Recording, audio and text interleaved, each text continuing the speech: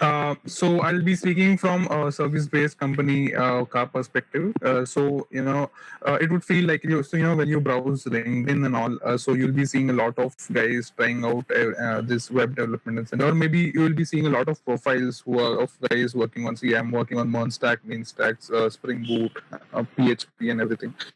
So it would look like there are a lot of fishes, but it's an ocean, so there is pretty much room. So in our team, the strategic technology group, we have a lot of projects coming in for web development.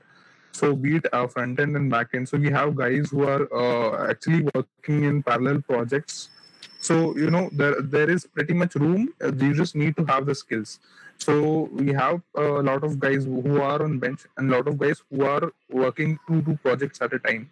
So it's pretty much the skills that differ, that separate one from the other.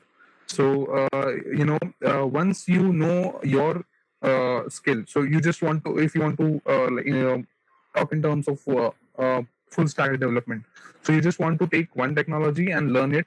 For example, front end may you have Angular, back end may I have Spring. So I just know the basics. So the important things, not the basics, the important things to make a project.